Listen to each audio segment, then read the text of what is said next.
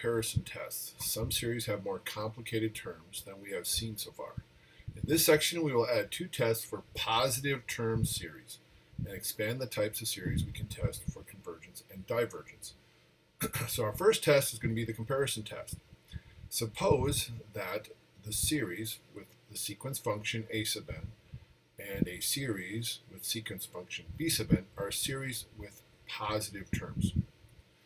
If our series with b sub n is convergent and a sub n sequence is less than or equal to b sub n, that means that these terms in the sequence are going to be smaller than all the terms that correspond to the b sub n sequence. And if that's true for all n, so in other words, a sub 1 is less than b sub 1, a sub 2 is less than b sub 2, less than or equal to. If that happens, then we can also declare that the series a sub n is also convergent. Now, what I like to do is, instead of b sub n here, I look to put c sub n. So when I have a converging sequence, this is how I want to compare it. My original series or sequence function has to be less than my converging sequence. And I'll explain how that works when we look at an example. And number two, if your b sub n series is divergent and a sub n is greater than or equal to b sub n, so that means the first term in a is bigger than first term in b, second term in a bigger than second term in b, bigger or equal to for all n. So if you have b sub n series diverging and then you have a series that has bigger numbers, then it makes sense that this series should also diverge as well. So I like to put down d sub n for divergent series. Is we want to show that it's less than or equal to a sub n, and then that forces a sub n series to then diverge as well.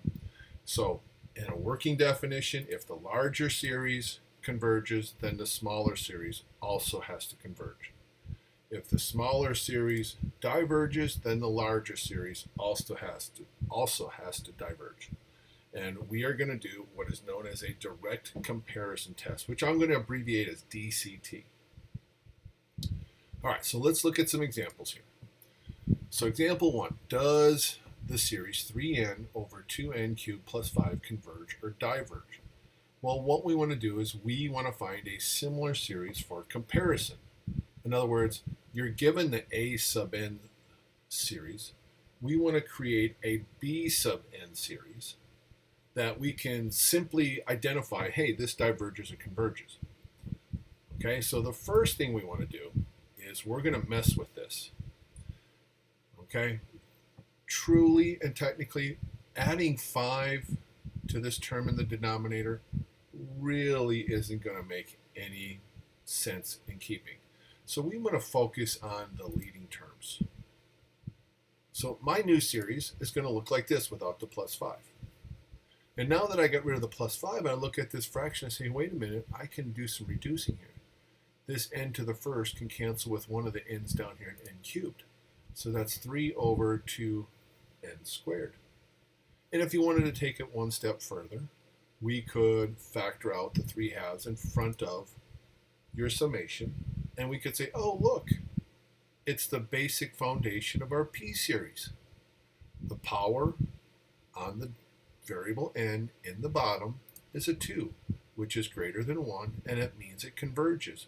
It converges because it's a p series. Okay, my mouse just jumped ahead of me there a little bit, which bothers me. All right, so since we have a converging b sub n series, if you will, I need to use this test. So what I'm going to do is I'm going to grab the original a sub n series function. I'm going to grab my 3 over 2n squared series, because I really can't lose the 3 halves. And I'm going to say, if I can prove this inequality to be true for all n is greater than or equal to 1, then if I have a converging series and this series is smaller than my converging series, then it too must converge, and it's going to converge by this direct comparison test. All right, so time to work on that. Come on, we're work on that inequality. So here we are. So over to the side, we're going to do some work. I don't want these denominators here.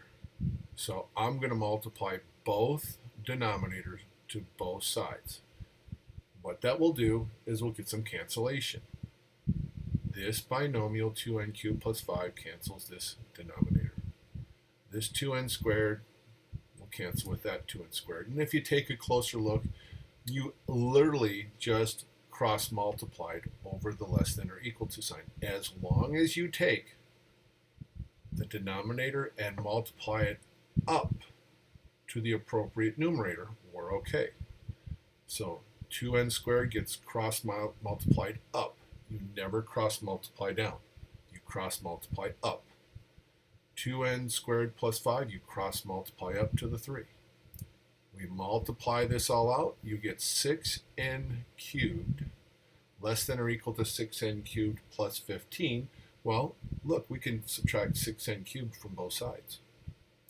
0 is less than or equal to 15. That's true all the time. For all my n's, that's going to be true. Therefore, that original series, which is now positive, okay, it's all positive terms, and it's less than or equal to this converging series, then the original series has to converge by the direct comparison test. And again, you have to tell why it converged, declaring which test you use. All right, example number 2. We have the series, infinite series, if you will, 5 over 3 plus 2 to the nth power. Does this converge or diverge? Again, let's make a similar series. Well, again, you really don't need the constant 3. So I'm going to get rid of the 3, but I'm going to keep the 2 to the n power. I have to keep the 5 because something has to be up in the numerator. And, well, wait a minute. N is in the exponent position, so that means this is going to be some form of a geometric series. So if I take the 5, factor it to the front, again, doesn't matter which front of the summation or front of the function. And that will give me 1 over 2 to the n. Well, 1 can also be written as 1 to the n power, so this whole fraction here is raised to the nth power. That's a geometric series. Your ratio, which is your base, is less than 1. That means it converges. So again, we're going to use this converging comparison here. A sub n will keep the 5 over 3 plus 2 to the n power, less than or equal to our 5 over 2n. So again, we can simplify here.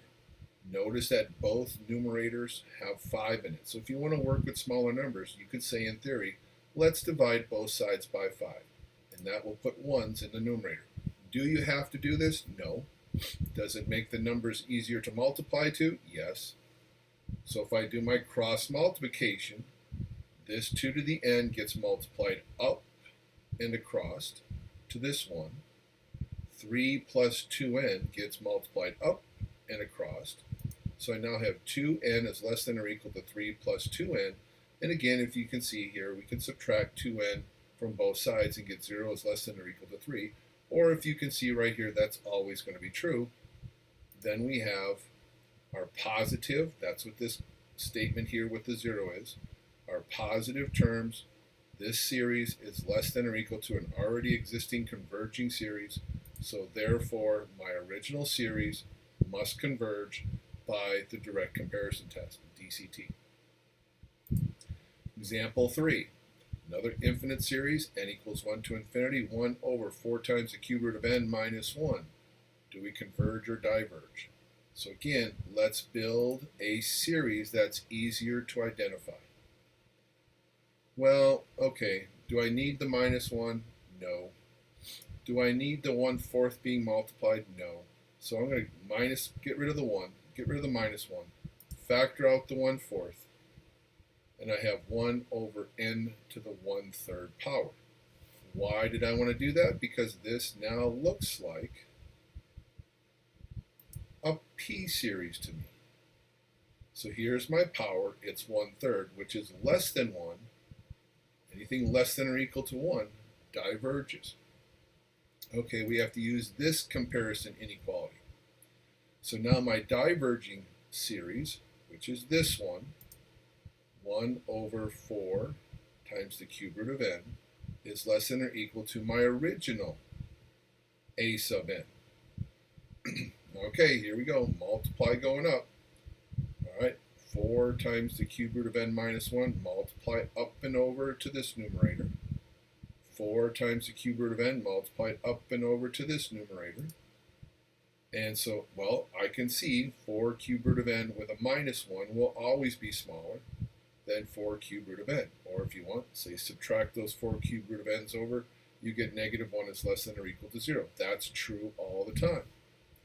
So, since we have positive terms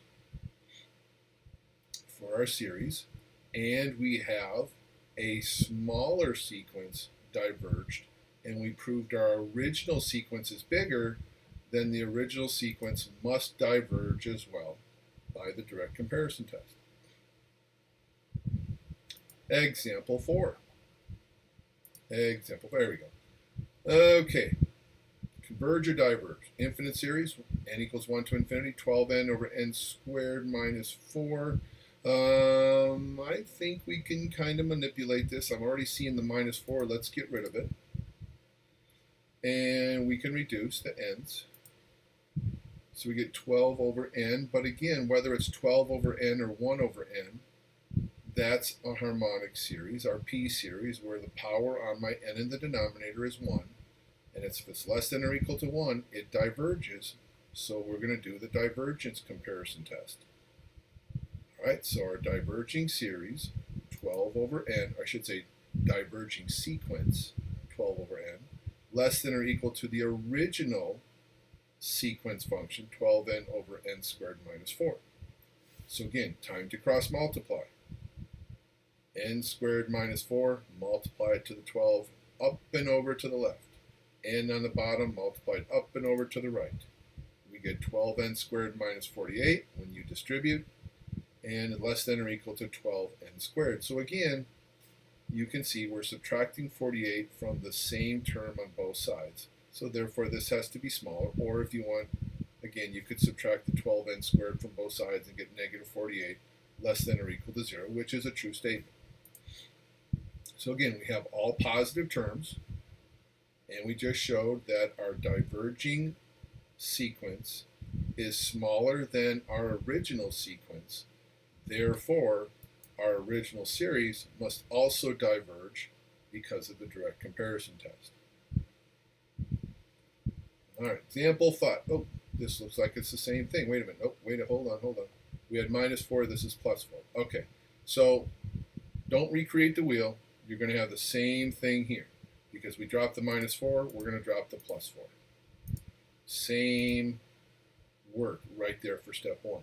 It still diverges, whether it was a minus 4 or a plus 4. Use our d sub n is less than or equal to a sub n. Okay, 12 over n less than or wait a minute, 12n over n. I can start to see what's happening here. N squared plus 4 multiplied to that 12 is giving me 12n squared plus 48. Not minus 48, that's not going to be less than or equal to my 12n squared. This is a false statement, so we cannot come up with any conclusion here. We need a new test, and we'll look at that in the next video.